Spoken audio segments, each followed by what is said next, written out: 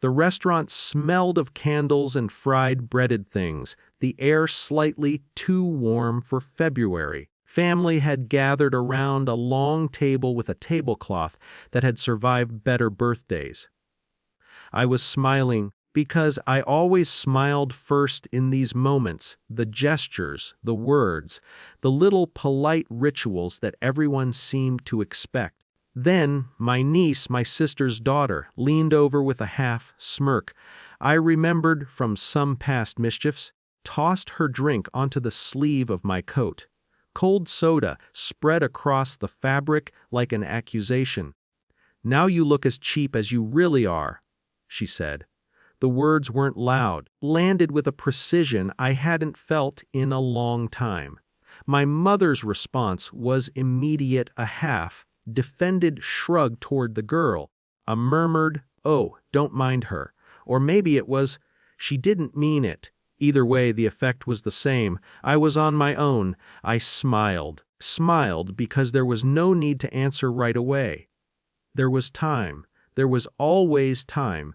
Later that night, at home, I sat with my laptop and a sense of calm curiosity.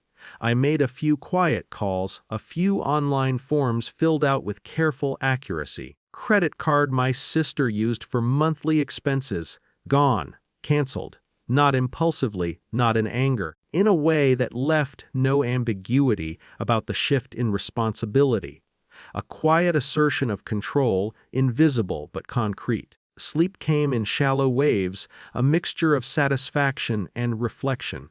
In the dark, I thought of all the small ways I had been underestimated over the years, the dismissed ideas, the undercounted contributions, the silent dismissal that never carried a name.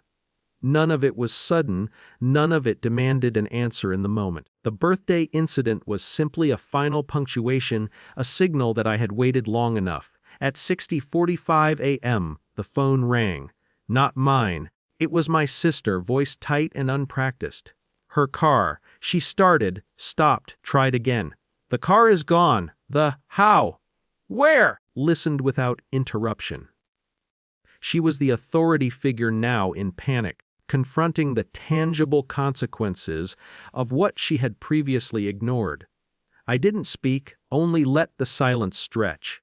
The niece found the driveway empty, a moment of realization that was brief but sharp.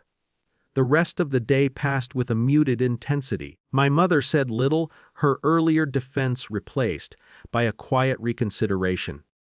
My sister tried to reassert calm. Every word carried the tremor of someone confronting a subtle but undeniable shift in leverage. I didn't gloat. There was no need. In reflection, I understood that the moment wasn't about punishment. It was about clarity, about boundaries, about the reality that my position in the family could no longer be underestimated. And I understood, too, that lessons had their own way of arriving precise, quiet, unavoidable. I returned to my apartment that afternoon. The fabric of my birthday coat had dried, there were no stains left, only memory. I poured a cup of tea and sat at the window, watching the late winter light shift across rooftops. I thought about the niece and the car, about my sister and her tightening jaw, about the mother who now avoided my eyes. I didn't feel triumphant. I didn't feel victorious in the way stories promise. Felt a quiet satisfaction that comes from knowing your own hand, that comes from the awareness that patience and precision can, times, restore balance better than anger ever could. Family gatherings continued after that, as they always do, with the same chairs, the same tablecloth, the same slightly stale birthday cake. But there was a difference now. The room held a new kind of tension. Not bitterness, not spectacle, but a subtle recalibration. I was no longer invisible. I was no longer underestimated. And yet smiled when I arrived, because it was my smile, and it didn't need anyone else's permission. That night, I folded my coat carefully, set it aside. Outside, the city had moved on.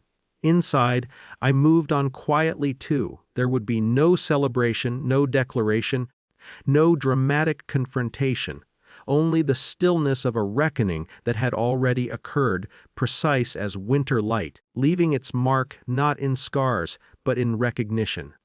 The niece would remember. My sister would reconsider. Mother would adjust her assumptions. And I would continue calmly in the understanding that sometimes power shifts not through fury, but through careful, unassuming action.